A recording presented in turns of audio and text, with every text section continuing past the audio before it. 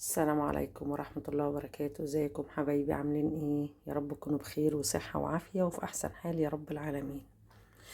طبعا انا عندي عزومة فقلت اعملها معاكم، وان شاء الله يبقى فيديو مفيد وتطلعوا منه بفايدة ان شاء الله بأي معلومة، وخاصة البنات العسلات اللي لسه في بداية حياتهم الزوجية.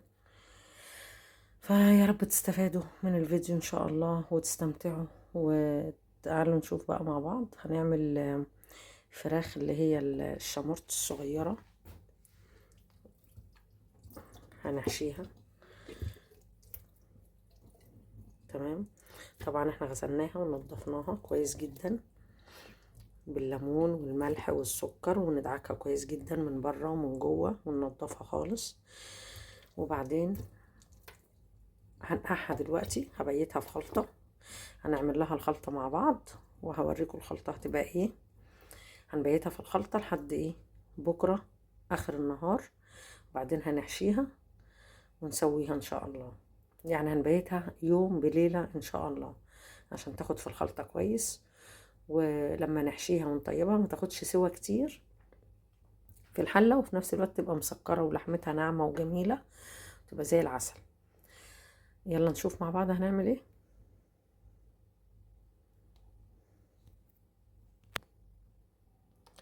ده البصل بتاعنا، فرمنا بصل وتوم. طبعا هنعمهم اكتر من كده كمان، هوريكم انا منعمه شويه خالص، وهنوريكم بقيه المكونات. وتعالوا نشوف برضو مع بعض المكونات اللي هنطحنها كمان مع البصل. يعني بعد ما هنفرم البصل هنفرم الفلفل والقوطة وجزر وليمونة بقشرها، هنعصرها ونفرمها برضو مع في الكبة، وهنفرم ده كله. وبعدين هندعك بيه الفراخ بره وجوه، وهنشوف مع بعض دلوقتي هنعملها ازاي. دلوقتي قطعنا اهو ليمونة بقشرها اهي، ليمونة بقشرها وحباية طماطم وحتة جزر والبهارات بتاعتنا والفلفل الاسود مع البصل. هنطحنهم جامد جدا ونعمهم قوي، وهنكمل برضو بقية الخليط زي كده بالظبط، يعني كمان مرة كمان زي ده نفس الكمية، وهنطحنهم وننعمهم كويس جدا وبعدين هنرجع لكم تاني. كده نعمنا الخليط خالص اهو.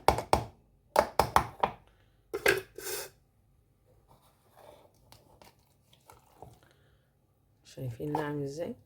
ناعم خالص. ماشي، وهنفضيه على الخليط اللي قبل كده، وهنكمل لسه عليه كمان شفشق تاني بنفس المكونات.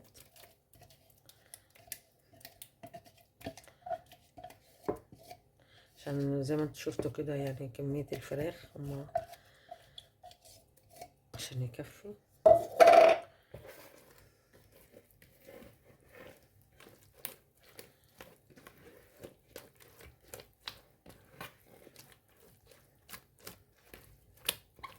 تمام، هنكمل وهنرجع لكم تاني.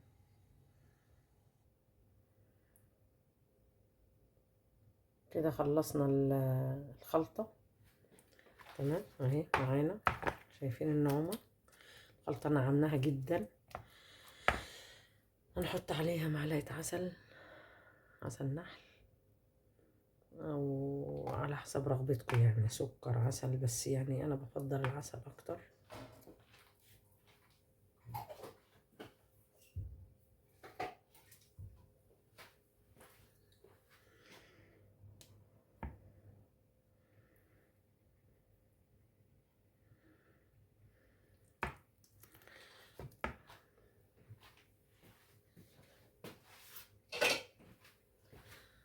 طيب كده احنا عملنا ايه؟ الخلطة دي عملناها ازاي؟ حطينا بصل وفلفل، فلفل بارد وبصل وفلفل رومي بقى، فلفل طويل، فلفل اخضر يعني، فلفل احمر. تمام. بصل، توم، طماط، قلنا ايه؟ بصل، توم، فلفل، بسم الله الرحمن الرحيم، ليمون، والبهارات بتاعتنا، والعسل، ونص جزرايه. تمام. ودي الخلطه بتاعتنا. طبعا البهارات دي على حسب ذوقكم، يعني على حسب ايه كل واحد بيحب ايه بهاراته في الاكل. تمام. وفلفل اسود. تمام. كده خلاص الخلطه جهزت معانا. هندعك بيها الفراخ كويس قوي، بره وجوه وتحت الجلد وكده. ندعكها ونتبلها ونسيبها بقى في التتبيله دي كده يوم بليله لحد ما نيجي نعملها. ماشي. يوم بليله يومين في التلاجة. تبليها وحطيها في التلاجة. عايزه مش هتعمليها خالص دلوقتي، تبليها وكيسيها وحطيها في الفريزر تبقى جاهزه. تطلعيها تسلقيها على طول، او تطلعيها تشويها زي ما تحبي يعني. تمام. يلا هنعملها دلوقتي مع بعض وهنشوف هنعملها ازاي. دلوقتي بقى هنتبل الفراخ مع بعض. ماشي.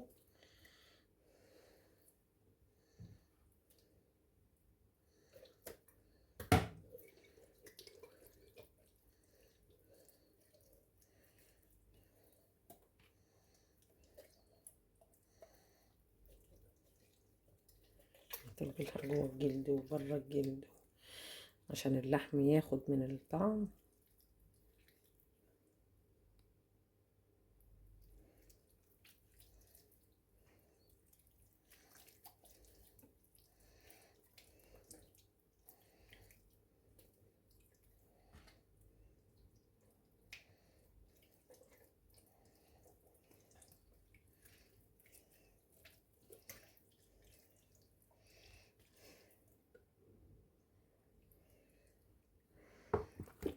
دي أول واحدة عملناها، نعمل واحدة تاني مع بعض.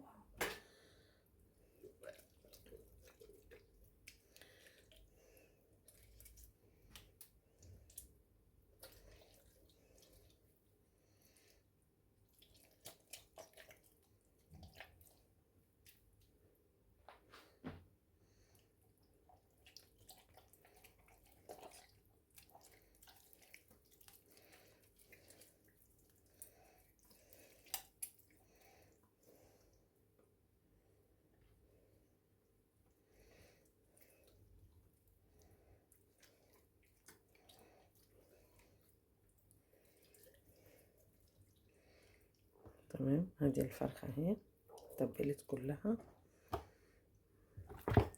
هنخلصهم ونرجع لكم تاني.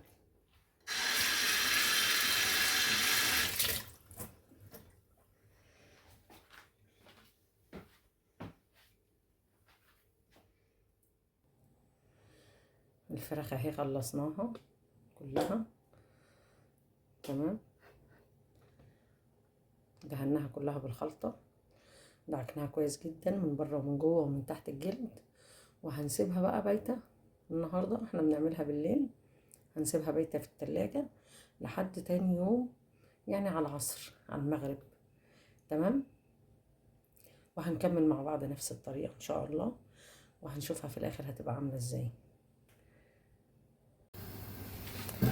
دلوقتي احنا حطينا اهو القنص بتاع الفراخ اللي انا عملت له الخلطة. تمام. القنص اهوت. القنص الاول حطيته الاول، يعني سخنت الطاسة قوي قوي وقطعته مكعبات اهو، شايفين؟ مكعبات صغيرة. وهشوحه يستوي. طبعا انا عايزه القنص يستوي شويه حلوين. تمام. وهقطع الكبده برضو صغيره كده، بس طبعا بعد القنص ما ياخد سوا شويه هحط معاها الكبده ياخد تشويحه ببصل طبعا. وهحط معاه بصل كتير جدا لان انا هحشي بيه الفراخ اللي انا عملتها قدامكم دي. هحشي بيه البصل والكبده والقنص بالبهارات وكده، وهتبلهم مع بعض واديهم تشويحه حلوه في الزبده. وبعد كده هروح حاشيه بيهم الفراخ وهسلق الفراخ. طبعا احنا هنكمل مع بعض وان شاء الله هنشوف كل حاجه ومع بعض ان شاء الله. كده حطينا الكبده اهي والقمص مع بعض.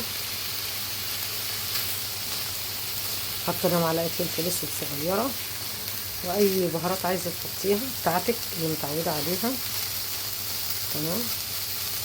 ورشه ملح بسيطه، لان كده كده هنحيق وممكن ما نحطش ملح خالص عشان احنا هنحيق الشوربه طبعا وهي فيها الفراخ، والفراخ هيبقى فيها الكبد والقوانص مع البصل. تمام. هنحط الميه تغلي وهنحشي الفراخ، هنشوح البصله بس تشويحه بسيطه بالكبد والقوانص، وهنحشي بيها الفراخ وهنحطها تتسلق وهنرجع لكم تاني. دلوقتي يا جماعه اهو خلصنا الفراخ. طبعا هنا في جزء بس مغطيينه والجزء التاني اهو. طبعا احنا فرمنا البصل، مش فرمناه بقى، البصل قطعناه مكعبات سميكة او شرايح زي ما تحبي يعني، شرايح رفيعة، وشوحناها على النار في حتة زبدة تشويحة بسيطة يا دوب البصلة تنزل ميتها بس. وبعد كده حطينا عليها فلفل اسود وحطيتي البهارات اللي انت عايزاها، حيقتي البصل. تمام. وحطينا طبعا عليها الكبدة والقوانص وقلبنا كله مع بعض وخد تشويحة بسيطة وقفلنا، ورحنا ايه حاشين بيها الفراخ، قلب الفراخ من جوه. حشينا الفرخة من جوه مليناها على الاخر. دي فراخ بلدي طبعا عشان بس يعني ما تشوفوهاش غامقة وكده. فالمهم ايه قفلناها بالخلة او تخيطيها. تمام. الحشو جواها اهو اهو. انجازا للوقت يعني، عشان كان بس الوقت مش سامح ان انا اصور وانا بعمل وانا بحشي. حشيناها مليناها وقفلتها بالخلة واستوت اهي. هنحطها بقى في الفرن نحمرها، ندهنها باي خلطة انت عايزاها، او تدهنيها زبدة بس وتحطيها في الفرن تتحمر، او تحمريها في الطاسة فوق على حسب راحتك يعني. ان شاء الله هنحمرها وهنوريكم النتيجة النهائية للفراخ. تمام. وهنا الباقي اهو سويناه بنفس الطريقة. طبعا سلقناه وهو ما خدش وقت على النار عشان كنت مبيتاه في الخلطة وكده. فاول ما حطيناه على النار يعني ما كملش نص ساعة واستوى. تمام. وهنكمل بقية الفيديو مع بعض ان شاء الله. السلام عليكم ورحمة الله وبركاته. ايه رأيكم بقى في الجمال ده؟ خلصنا الفراخ اهو وحشيناها وقفلناها كويس بالخل، شايفين مقفولة من هنا خالص. ماشي تمام. هي بس سخنة جدا. تمام. وحمرناها، دهناها ودخلناها الفرن اتحمرت، او تحمريها في زبدة او تحمريها بالطريقة اللي تريحك. المهم بعد ما سلقناها حمرناها. تمام. وزي الفل شايفين. والبصل من جوه اهو. ثواني هطلعها لكم.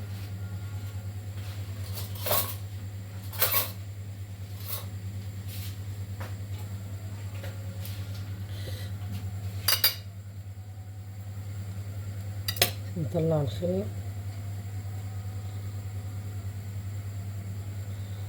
بس هي سخنة معلش بقى. البصل اهو، البصل بالكبدة والقوانص.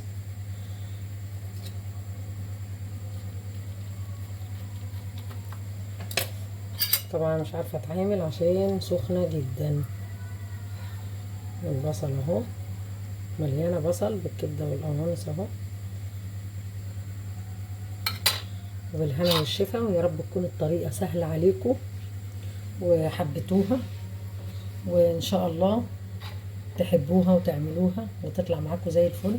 وربنا يحسن ما بين ايديكم وما بين ايدينا يا رب. وكل فيديو انتم طيبين ودعواتكم ليا ولايكاتكم وكومنتاتكم، ويا رب كده تكونوا كويسين وفي احسن حال، وانتوا بتشوفوا الفيديو وتستفادوا منه يا رب. يا رب ان شاء الله تطلعوا منه بمعلومة كويسة تفيدكم. والسلام عليكم ورحمة الله وبركاته.